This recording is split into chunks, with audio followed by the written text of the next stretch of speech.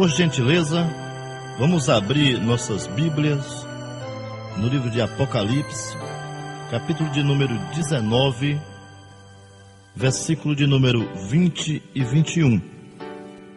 Apocalipse, capítulo de número 19, versículo de número 20 e 21.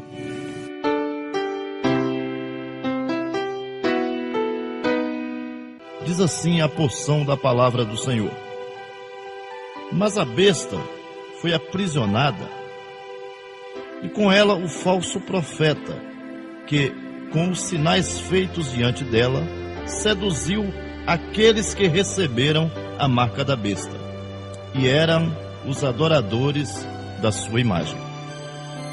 Os dois foram lançados vivos dentro do lago de fogo, que arde com enxofre.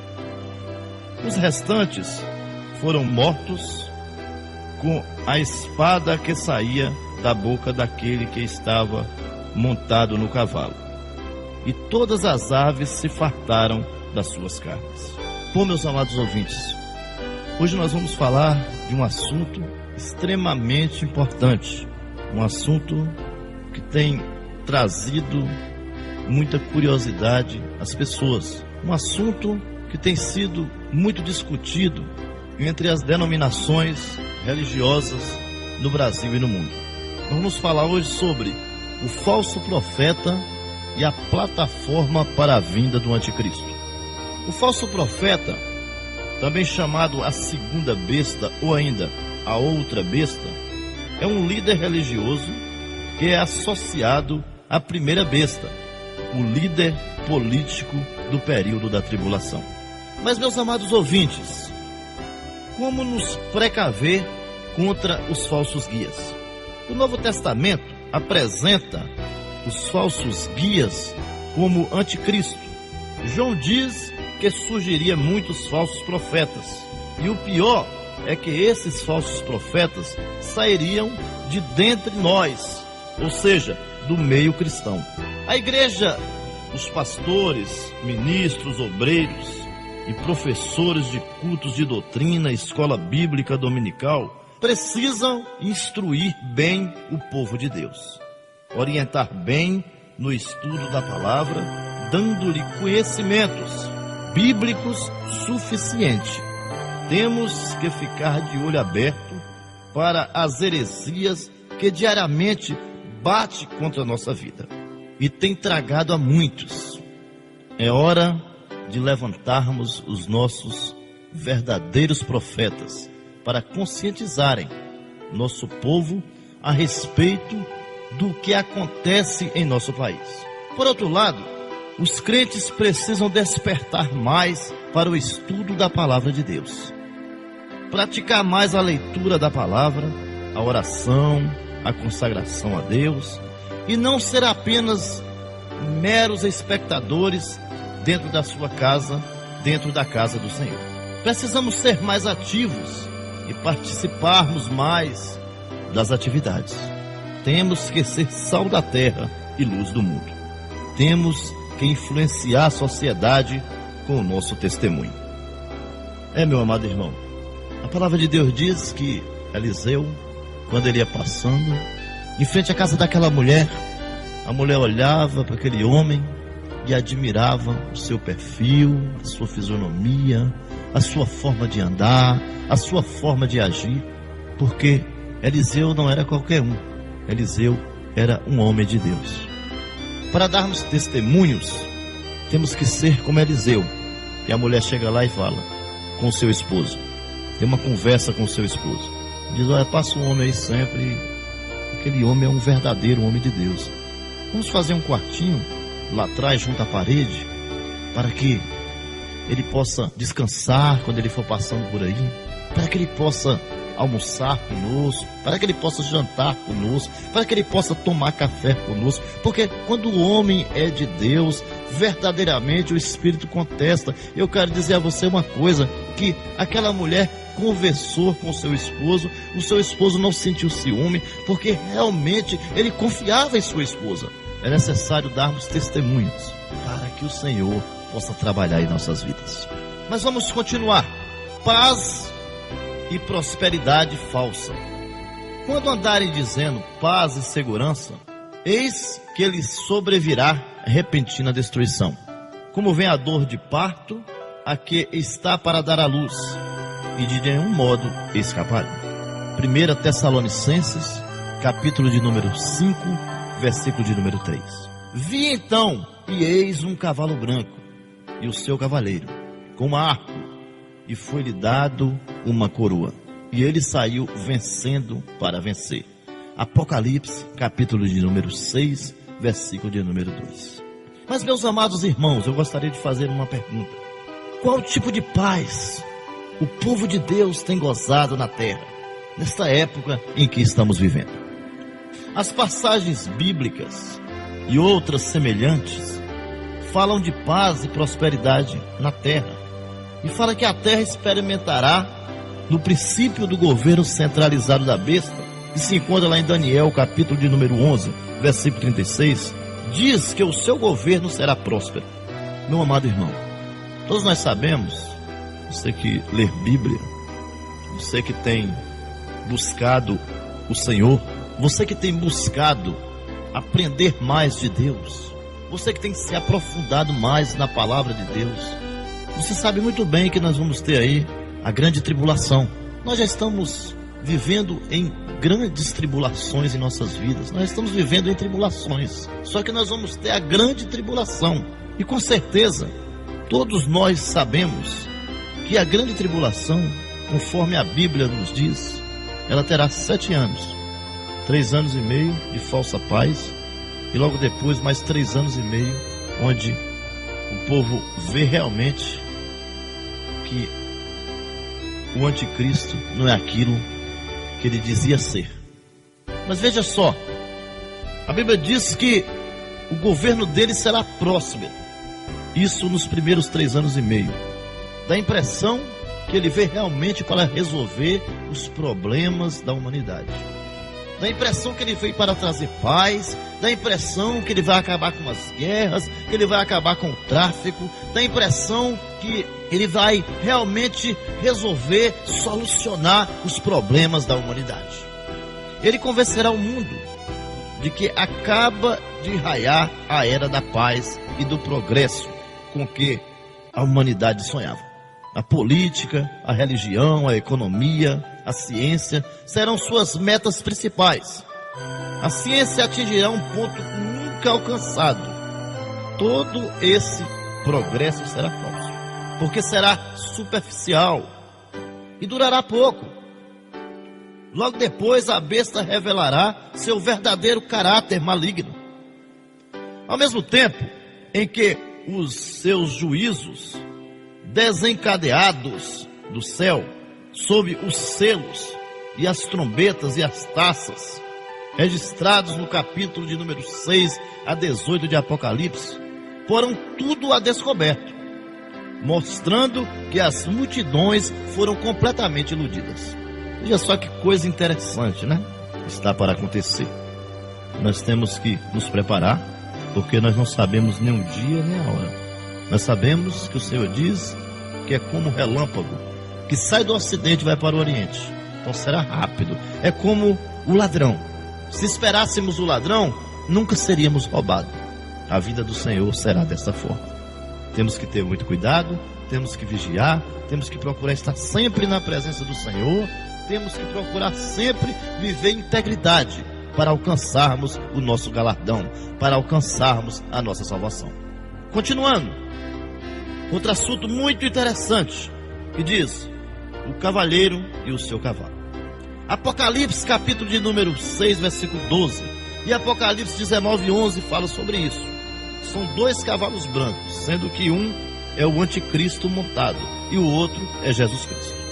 Mas vamos ver, o cavalo e sua cor branca falam de conquista, vitória e paz. O cavalo nas guerras antigas era um elemento da primeira necessidade. O arco do cavaleiro fala do longo alcance e amplitude dos seus empreendimentos. As suas arrancadas será, a princípio, vitoriosa, inclusive porque não enfrentará qualquer protesto e oposição da verdadeira igreja, que somos nós, a igreja de Cristo. desse tempo, ela já estará na glória com o Senhor Jesus. A Bíblia é bem clara, e a Bíblia diz que quando o Senhor voltar, os mortos ressuscitarão primeiro, e a igreja do Senhor será arrebatada. Aí sim acontecerá a grande tribulação. Temos que ter muito cuidado para não ficarmos, porque bom é irmos da primeira e não da segunda. Temos que ter muito cuidado. A coroa, o cavalo branco e as arrancadas vitoriosas do anticristo, tudo fala dele como o falso Messias e solucionador das crises mundial. Seu governo será a falsificação do milênio de Cristo. Sim, ele imita a Cristo, ele imita o Cristo verdadeiro, que monta outro cavalo branco. Viu o céu aberto, e eis um cavalo branco. O seu cavaleiro se chama Fiel e Verdadeiro, e julga e peleja com justiça. Apocalipse, capítulo 19, versículo 11. Este é o cavalo de Cristo. Muitos acham que o cavaleiro de Apocalipse 6:2 é Cristo, mas não pode ser, porque é Cristo quem abre o selo do versículo 1, que juntamente com o versículo 2 tratam do cavaleiro e o seu cavalo branco. O branco aí representa a paz e a prosperidade que o anticristo a princípio promoverá. Além disso, os componentes de sua comitiva de Cristo é de se esperar que seja de melhor qualidade, e não como os que são vistos no capítulo 6 de Apocalipse. A comitiva de Cristo é de exército do céu, Apocalipse capítulo 19, versículo 14. Já aqui em Apocalipse 6, 3 a 8, vemos uma comitiva macabra, aterradora, infernal. No versículo 4, vemos a discórdia, luta e morte. Logo, o cavaleiro e seu cavalo branco, em Apocalipse 6:2, falam da falsa paz e da prosperidade mundial que o anticristo forjará e apresentará ao mundo, ao emergir no cenário internacional. 1 Tessalonicenses, capítulo 5:3. O surgimento do anticristo, o ditador mundial. Em 1968, foi fundado em Roma o chamado Clube de Roma, sendo seus membros então personalidades de gabarito reconhecidamente mundial, na política, na economia, na ciência e na educação. O objetivo fundamental do clube é estudar o futuro da raça humana, considerando o seu passado e o seu presente, para planejar o seu futuro. Uma das conclusões a que chegou o clube há poucos anos é que a humanidade necessita urgentemente de um governo único e centralizado para resolver seus problemas e suprir suas necessidades. De acordo com o escritor A Nova Era, ela tem como propósito preparar o mundo para ser governado por uma só pessoa. Todos nós sabemos que realmente o anticristo quer é tomar o lugar de Cristo, porque anticristo significa isso: opor-se à obra de Deus e tomar o lugar, substituir, entrar no lugar de Cristo. Esse é o pensamento dele. Só que é claro que isso não vai acontecer. Ele vai tentar, mas ele não vai conseguir. Esse único homem será venerado por muitos como Messias, pela sua inteligência e liderança, mas na verdade trata-se do anticristo, que a Bíblia fala. Esse homem ele virá, será um homem rico, um homem próspero, será um homem inteligente, será um homem com características, todas elas completas, sem nenhum defeito. Mas o Satanás está por trás de tudo isso. O Satanás emprestará sua inteligência para ele. Ele agirá mediante o pensamento de Satanás. Introduzindo o número 666, a ajuda de espíritos cósmicos na inauguração da nova era, clamando o Messias da nova era como mestre do mundo, a conclamação da paz mundial. amor e união. Tem que ter muito cuidado. Existem muitas denominações por aí, muitas seitas e heresias por aí, que hoje elas pregam o que querem. Tem vários tipos de movimentos diferentes para atrair adeptos. Ah, mas foi o líder da igreja que fez. Nós somos apenas membros da igreja, então nós não temos culpa. Não, muito cuidado com isso. Vamos lá para o céu. Vamos subir lá para o céu. Quando Lúcifer se rebeliou contra Deus, a Bíblia diz que ele foi expulso porque tentou destronar Deus, tentou tomar o lugar de Deus. E ele foi jogado do céu, mas com ele veio todos os seus seguidores e adeptos. A Bíblia diz que veio uma terça parte dos anjos junto com ele. Ou seja, se você está numa denominação errada, se o teu líder age de forma errada, se você está na realidade dentro de uma seita, você sabe disso, tem consciência disso e continua lá com ele, continua no mesmo lugar, não toma atitude, não sai, não procura o lugar correto, o lugar certo, então você também está sendo conivente. Tem que ter muito cuidado para você não perder a sua salvação. A Bíblia diz que a salvação vem pelo ouvir, e ouvir a palavra de Deus. E não é a palavra de Deus deturpada, não é a palavra de Deus mudada, é a palavra de Deus genuína, a palavra de Deus verdadeira, interpretada de forma correta, de acordo com o Espírito Santo de Deus. Mas vamos continuar. Todos nós sabemos que existirá a marca da besta, e que o número será 666, marca registrada da grande tribulação. E todos nós sabemos que o anticristo, ele irá colocar essa marca naqueles que aceitarem. Não será forçada, você terá a opção de aceitar a marca ou não. Como é essa marca? A Bíblia diz que essa marca pode ser ou na mão ou na testa, ou seja, ela será visível, ela será uma marca visível. Portanto, de repente pode ser uma tatuagem. Sem essa marca você não vai poder comprar e nem vai poder vender. As coisas estarão se apertando muito para o povo de Deus. Aqueles que forem realmente fiéis ao Senhor permanecerá com Ele. Mas por que eu estou falando em vender e em comprar, se a igreja de Cristo vai estar na glória, na grande tribulação? Bom, meus amados irmãos, tem muita gente que está dentro da igreja, faz parte da igreja do Senhor, faz parte do corpo de Cristo, está embutida no corpo de Cristo, melhor dizendo, faz parte do grupo de louvor, faz parte do grupo de senhoras, faz parte do grupo de varões, faz parte do grupo de jovens, faz parte do grupo de adolescentes, mas na realidade está longe de Deus. Está longe de Deus. É crente só dentro da igreja. Saiu da igreja, da porta da igreja para fora, já não é mais crente. Nós temos que mudar essa forma de ser. Ou melhor, sermos verdadeiros adoradores em espírito e em verdade. A Bíblia diz que Cristo procura verdadeiros adoradores. Se Ele procura é porque o negócio é difícil de encontrar. Porque se não fosse difícil de encontrar, Ele não estava procurando. Então, Cristo, Ele procura os verdadeiros adoradores, que o adore em espírito e em verdade.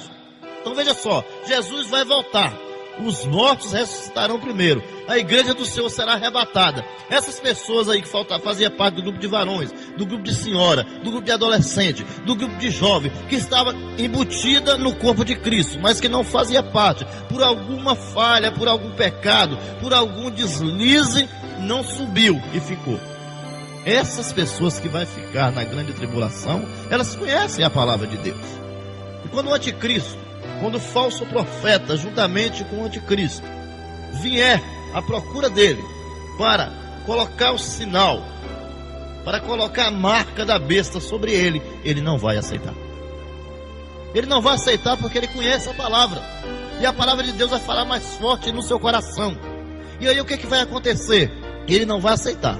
Então, ele será morto. A Bíblia diz que ele será decapitado, que ele entrará no céu pelo sangue, ou seja, não aceita o sinal ou a marca da besta, morre, é decapitado, e através do seu sangue ele entra no céu. A Bíblia fala sobre uma grande multidão de branco. Quem é essa grande multidão de branco?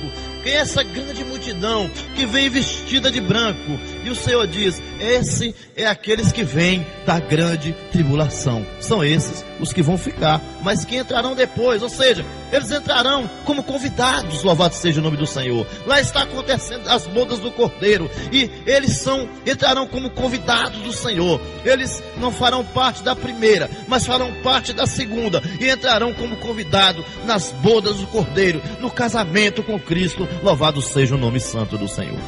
Deus, Ele é fiel, meu irmão, e Ele te ama. Ele está sempre de braços abertos. A Bíblia diz: eis que estou à porta e bato. Se alguém ouvir a minha voz e abrir a porta, eu entrarei, cearei com ele e ele comigo. E o Senhor está falando muito claramente no espiritual aí. Ele está dizendo: olha, se tu abrir a porta do teu coração, eu entro, ceio contigo e tu ceia comigo. Louvado seja o nome santo do Senhor. Então, sempre há uma esperança.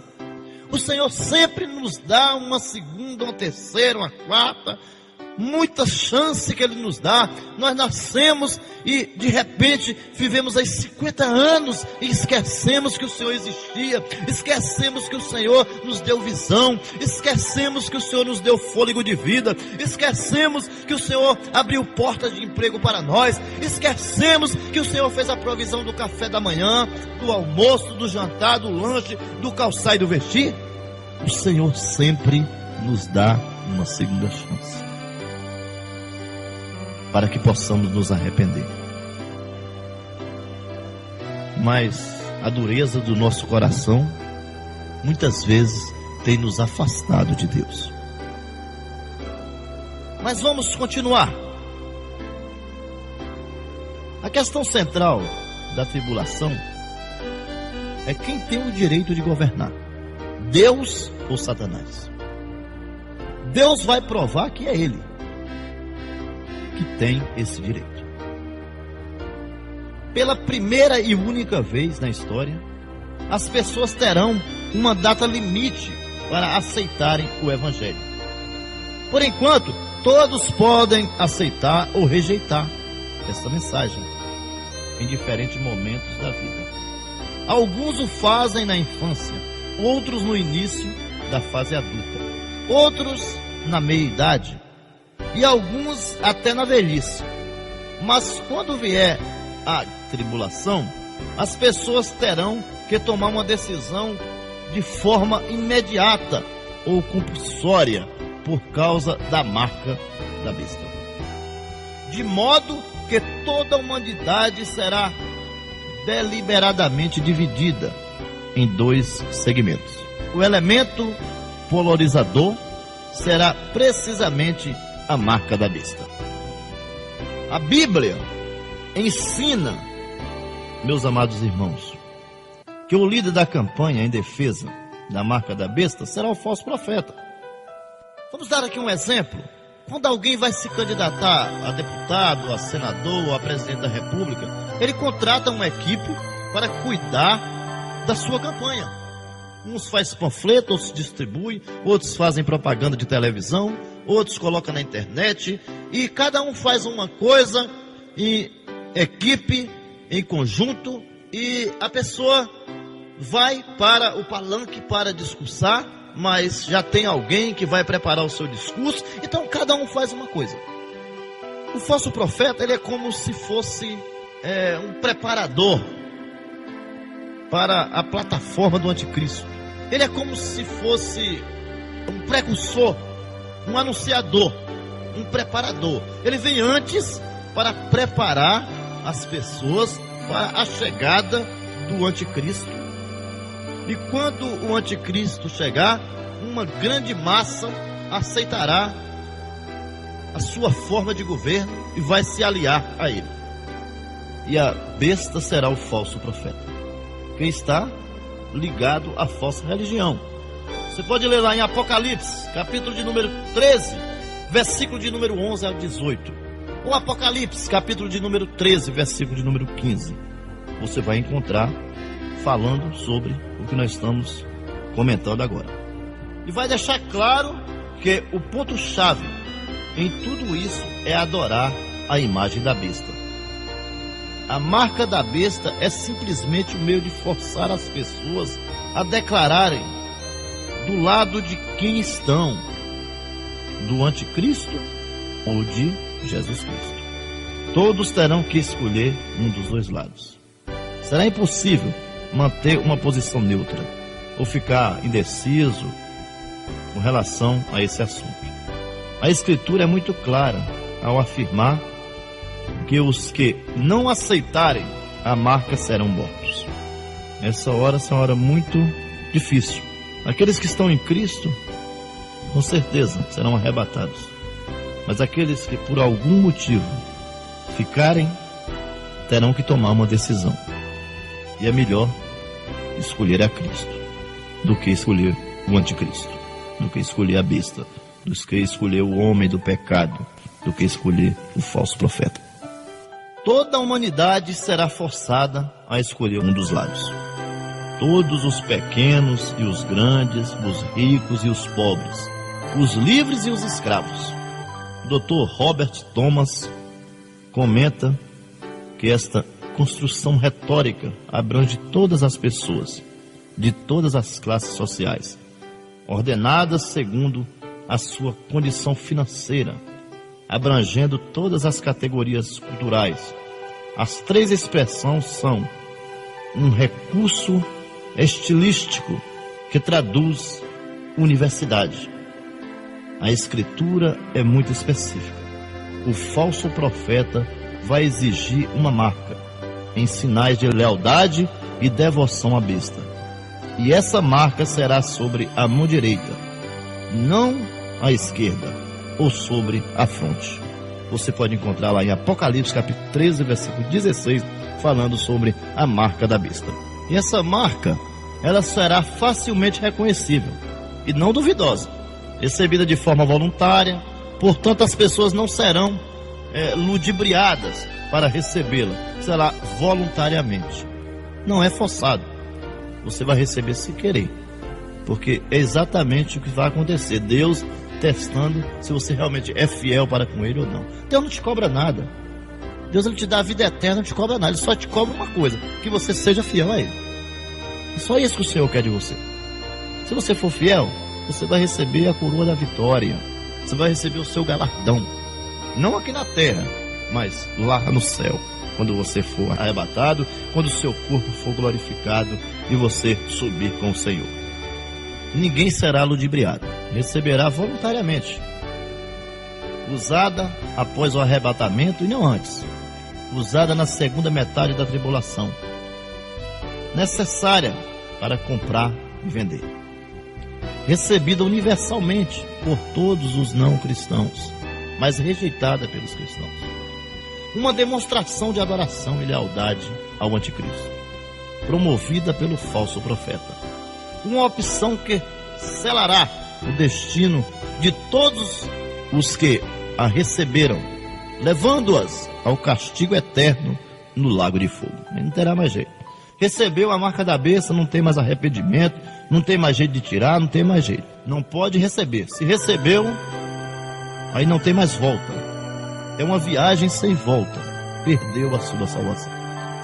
O falso profeta, a besta que subirá da terra, será um grande líder religioso, será o último precursor do anticristo, será o assistente direto do anticristo, será imitador dos profetas do Senhor, será um homem com pele de cordeiro e coração de dragão, será um profeta satânico, induzirá os homens para que adore o anticristo, será vencido por Cristo, o campeão dos campeões, e jogado no lago de fogo, juntamente com o anticristo. Apocalipse capítulo 19, versículo 20.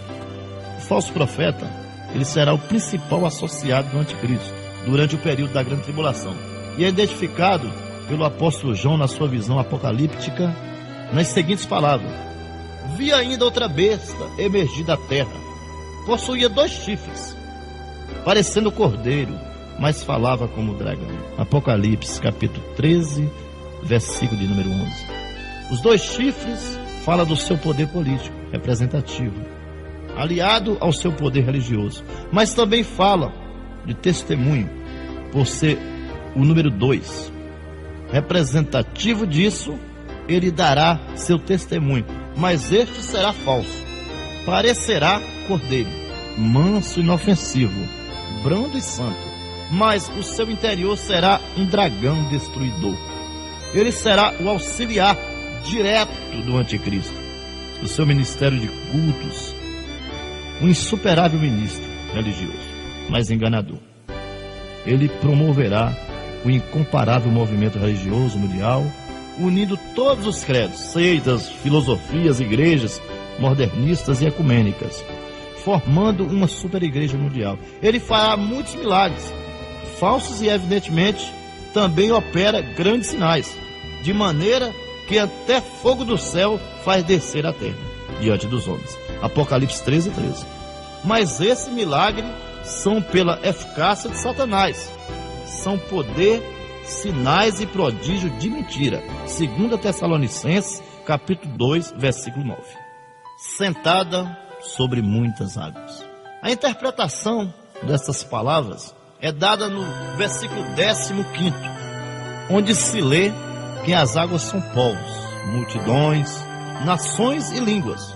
Sua influência atinge o mundo inteiro, e essa exerce autoridade sobre muitos povos espalhados por toda parte. Prostituição, espiritualmente falando, cometer prostituição equivale a adorar ídolos. Simbolicamente, é uma liga, união ou acordo com o sistema idólatra ou sistema religioso falso. A prostituição de valores espirituais em troca do ganho material, os governos de qualquer natureza são chamados de reis. Essa igreja exerce autoridade sobre os reis e como recompensa recebe certas vantagens materiais. Isso é sério, né? E quando o anticristo vir, a Bíblia diz que será um homem muito próspero, muito rico, uma fortuna incalculável, e muitas denominações aceitarão se unir a ele, porque ele vai oferecer uma grande quantidade de dinheiro, porque ele quer se aliar às classes mais representativas do mundo, para que ele realmente tenha prestígio sobre toda a face da terra. Será um homem mão de ferro. Temos que ter muito cuidado. Temos que ter cuidado porque é necessário vigiarmos, é necessário estarmos de olhos abertos, porque nós não sabemos nem o dia nem a hora, mas pode ser a qualquer momento, segundo a Bíblia. Mas vamos continuar. Qual a pior fase da grande tribulação? A primeira menção bíblica da grande tribulação está em Deuteronômio 4:30. Quando estiveres em angústia e todas essas coisas te sobrevirem nos últimos dias, e te voltares para o Senhor teu Deus, e lhes atenderem a voz. Outras passagens que podem ser lidas agora são Deuteronômio 31:4, Isaías 13:9, 13, 34:8, Ezequiel 20:33, 37, Jeremias 37:8, Deuteronômio 12:1, e assim sucessivamente, etc, etc. Existem muitos versículos que poderíamos ler sobre a pior fase da grande tribulação. Como já dissemos, a pior fase da grande tribulação será quando o anticristo romper sua aliança feita aos judeus e começar a persegui-los. Tal fato ocorrerá quando ele exigir adoração e os judeus recusarem oferecê-la. Os santos perseguidos pela besta, referidos em Daniel 7:21-25 e Apocalipse 13:7, são em primeiro plano os judeus, mas também os gentios crentes, os quais serão martirizados. Aí é que está o grande problema. A primeira fase, os 3 anos e meio, vai ser uma bênção. Ele vai oferecer terras de graça, casas, carros, empregos. Vai ser uma bênção. Aparentemente resolveu o problema do mundo. Mas depois de 3 anos e meio ele pede adoração e ele se coloca no lugar do próprio Deus. E aí as pessoas desconfiam que realmente ele não é o que dizia. E aí o que acontece? Acontece um rompimento dos judeus, dos gentios, crentes, não aceitando adorá-lo.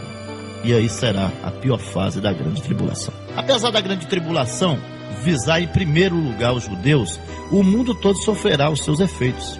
Lá em Jeremias 25:29, Apocalipse 13:7, fala sobre isso, que Deus entrará em juízo com o seu antigo povo para expurgá-lo e levá-lo ao arrependimento e conversão.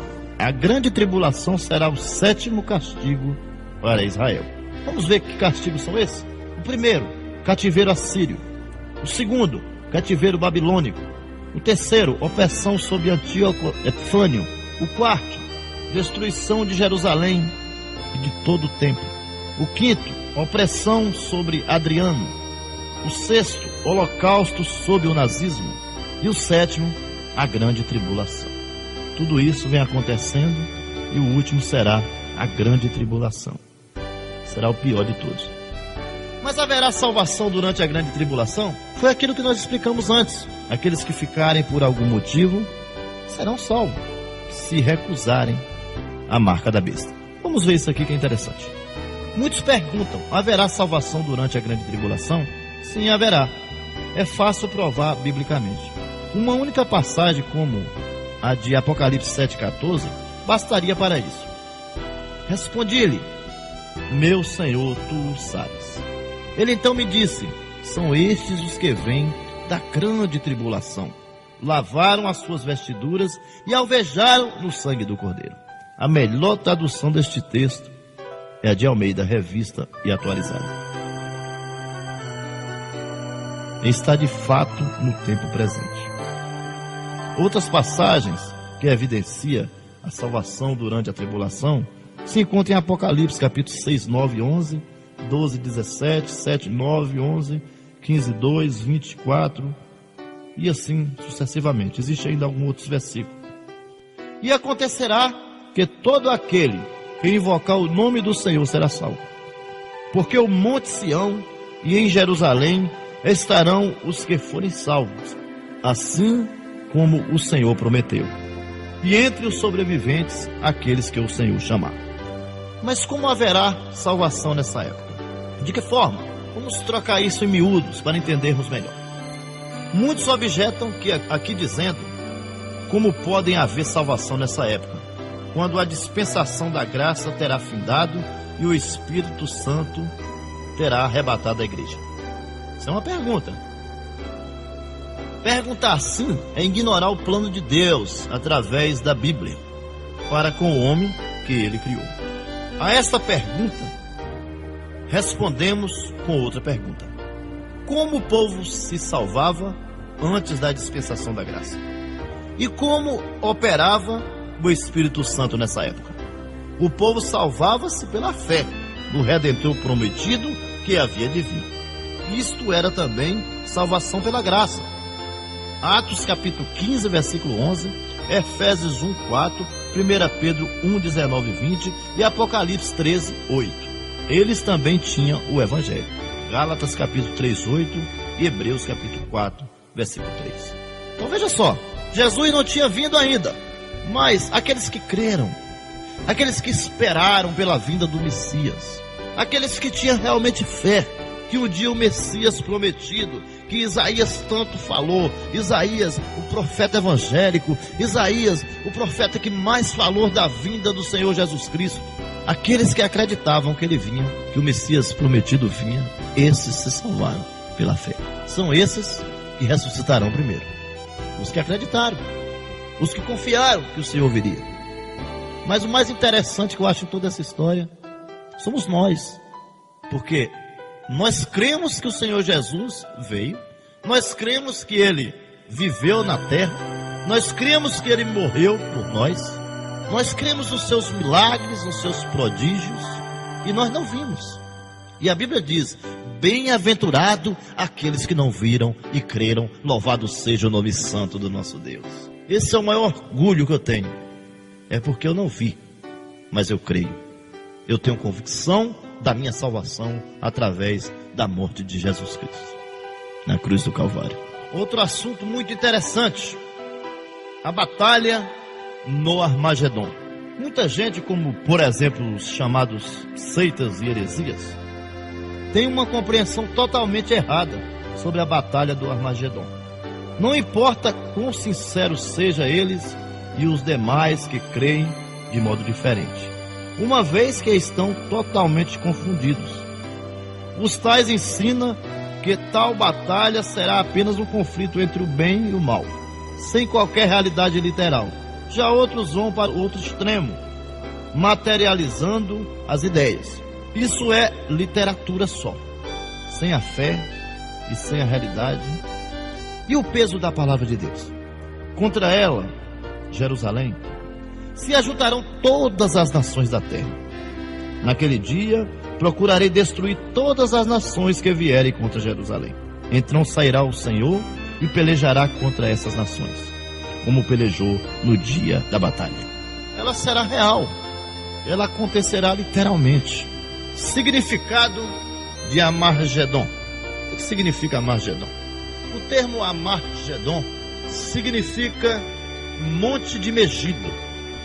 Trata-se do local ao norte de Israel, onde o Senhor travará grande batalha contra os inimigos do seu povo.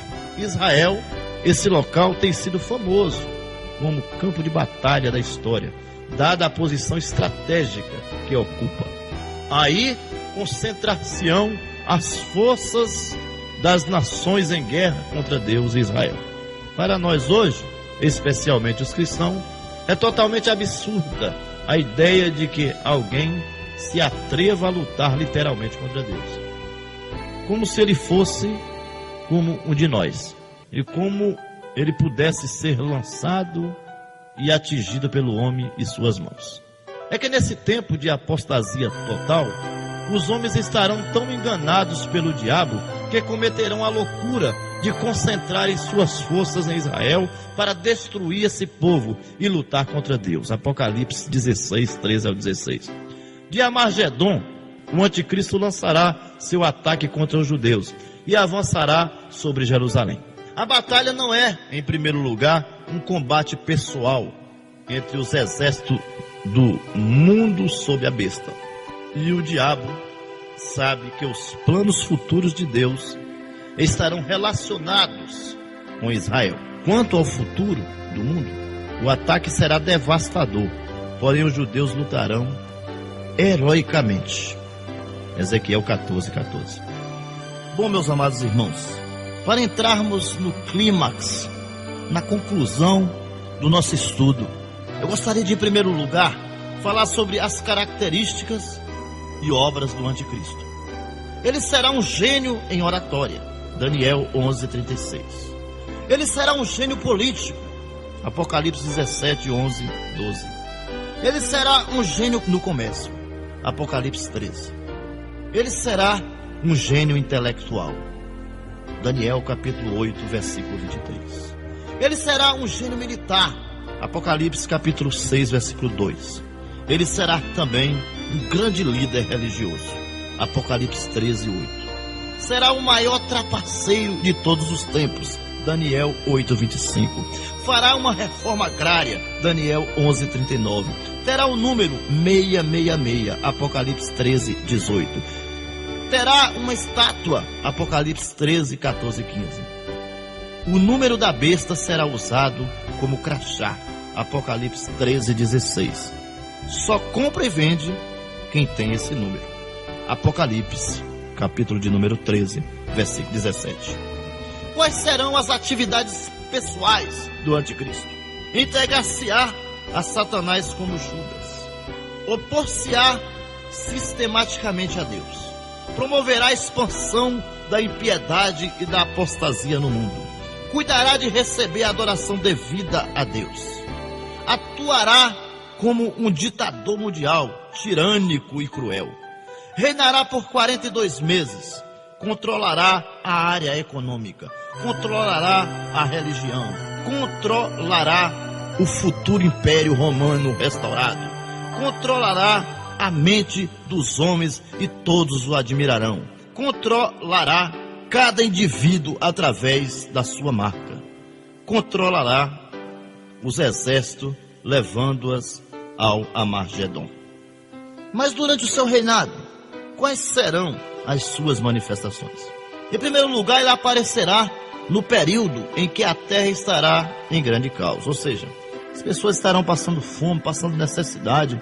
As pessoas realmente vão se render a Ele, vão ser forçados a aceitar, porque estará passando por uma grande crise, estará um grande caos.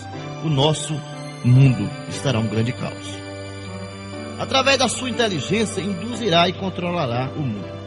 Será um homem traiçoeiro e cruel, boca de leão. A sua voz fará tremer as nações.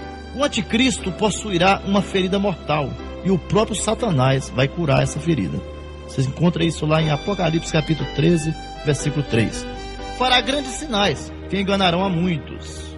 Será permitido o anticristo fazer guerras contra os santos. Ser-lhe-á dado poder sobre toda a tribo, língua e nação. Será um inimigo declarado de Deus. Controlará as massas humanas. Comandará a batalha do Armagedon. Será vencido pelo Cristo e lançado no lago de fogo. Que Deus os abençoe.